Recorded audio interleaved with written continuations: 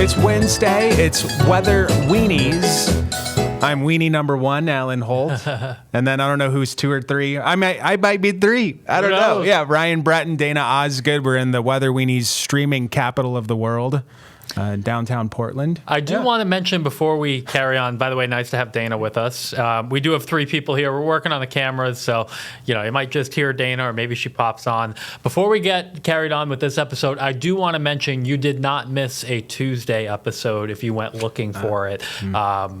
The very unfortunate news about the game warden and the crash. There was a press conference at the time that we record this, so our control room resources were needed for that. So that's why we did not have a Tuesday episode, in case you were wondering if you missed it. So weather-wise, nice to have you here. Yes, I'm so glad to be back as we're figuring this all out. I'm just excited to have a 3-person weather-weenies back on the show. The rotation's fun, but it's also fun to have. There you are. Look at that. Yay. Look at that. So very briefly, you were down in the Carolinas, right? I was.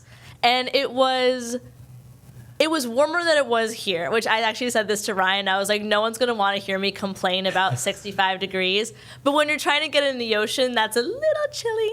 Yeah. But, it was nice. It was humid. I was like, wow. When I come back to Maine, it will be a shock back and taking a step back in the spring department. And I think most so it was because everything down in South Carolina was so lush and green. And back here, it's just a couple of steps behind. But maybe by the end of the week, I will feel nice and warm again. It's even crazy, the difference between, here and Portsmouth, New Hampshire. Yeah. Everything is green there. I was just there over the weekend.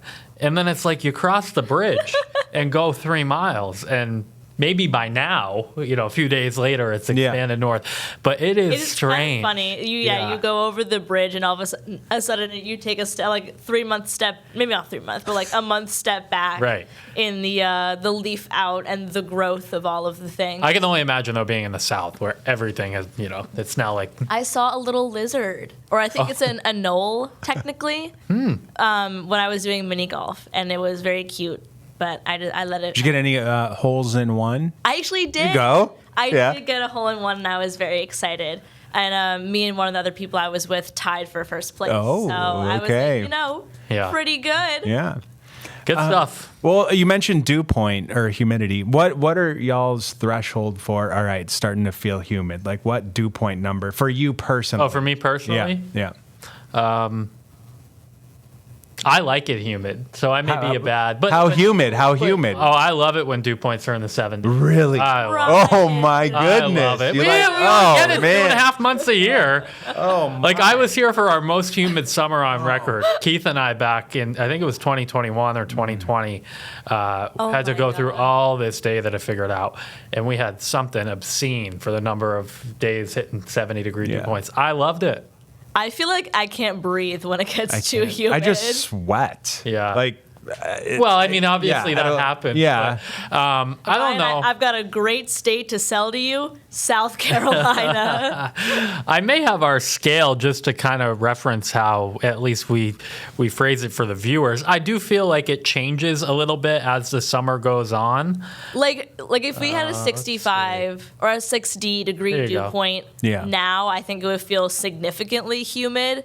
Yeah, I feel like this is kind of what 60 is I think that's the benchmark. Above 60, you're like, I feel it. Yeah. Below 60, you're like, feels nice. In May and June, I do sense that people can feel it. There you go. A little we have a little out there. I do sense people can feel it early in the season at 57 or 58. They just notice it more before we're conditioned to it. Yeah. Or and then you get outside. You'll see what I mean when we get there. That's not saying people complain, but it's you feel there's definitely more mugginess in the air. The air feels more tactile. Right. That's how I describe it. Instead of just sort of vibing around, you're I feel that air you can wear. That's what we would call it, that's the 70 dew That's points. 70 plus. Yeah. But I do feel like early in the season, people notice it in the upper 50s, not in an annoying way, but it's it feels a little different out. And then the 60s is the benchmark. Interestingly, 70, I'm that's tropical. Oh, I love it. Oh my God. I love it. I'll tell you what. There's nothing better. This is going to sound nuts. There's nothing better than going, and obviously I run usually 3 or 4 days a week, at 7 in the morning on a July or August morning where it's 72 degrees and the dew point is 70 and the sun isn't really high up in the sky. Your body just has to work through that. You sweat everything if the point is to sweat and lose weight, then yes. Yes, and that's the point. I got to fit in those suits. I mean, you're like doing it's giving you the extra mile, unintended. Yes. I will say that golfing in humid weather, the ball flies farther. Wait, it flies farther? It's because, like, to us, is that we the same as perceive baseball, or is it it different? Same. Yeah. But in essence, the air at on the periodic table at that level, you're replacing it's H2O. So you're putting in more hydrogen, which is one of the lightest elements. I think, is it the lightest? I think so. Yeah. One or H up two? there, yeah. And you're taking out some of the oxygen and all the other. So you're like making the air more buoyant when it's really humid. The ball doesn't perceive like heat index, you know? And the question is, does the ball perceive? Yeah.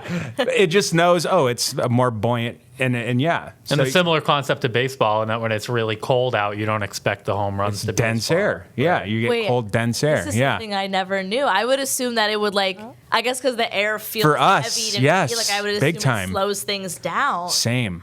That's what I thought. The more you, what's that, like Rainbow? It's like the more you, the more you know. The old NBC thing. Yeah. Was it NBC thing? Yeah. I just know it as a meme. I don't know, but good stuff. If I'm just completely wrong, then no, I'm not. But it's the humidity thing with sports is interesting. Yeah, that is. Yeah. I knew it about baseball. I hadn't thought much about golf. Same deal. Same concept. Yeah. If it gets too humid or hot or humid when we did horse shows, they would let us either not wear like our jackets, or you didn't have to wear your chaps depending on if you were doing English or Western, which was always great because then you didn't have to like sweat and suffer so badly. But then to hit that threshold, it had to be really hot. Yeah. Oh my gosh. Yeah. And on a horse, they're giving off heat too. You know. Yeah. So and their body temperatures are higher than ours. Oh my well. gosh. So, yeah. Yeah. You're radiating heat, especially when my horse is a bit of a dark color. So you're like, oh man, you're like, and you're wearing all black, of course. You're like, man, it's getting hot out here. Yeah. Wow.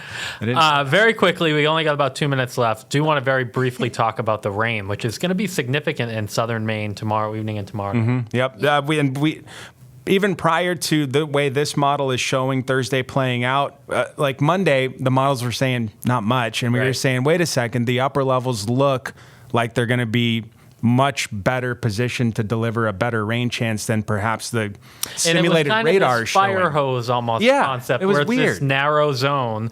And then as the low weakens on Friday, we just taper it to showers. I want to just show you, given the weather-weenies audience, pretty educated on weather. These are a few of our models, and you get the idea here as we click through. This is one.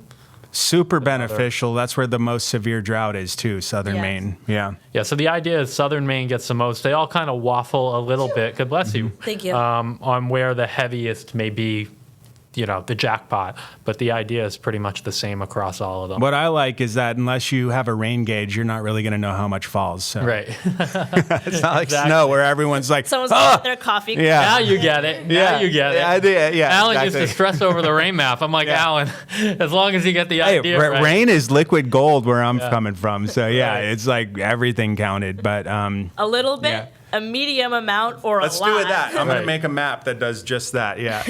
And then beyond that, we are going to enter a tremendous stretch. The weekend looks amazing. Summer. Do we have a clapping button? Yeah, I wish we did. All right. But early next week, too, looking really nice. So that's really awesome. We're going to have to get to this one next time. Yeah, Paul, we got your email. Yep. But since we had Dana here, it was a nice catch-up. We like tangents, too. Yeah. I'm always the one that brings us off topic. It's good. Right. It makes it more fun. We'll get to Paul's email tomorrow, and if you have one, you can send it our way. Yeah, we're done. weather-weenies@newscentermaine.com. We'll see you next time. Bye, everybody.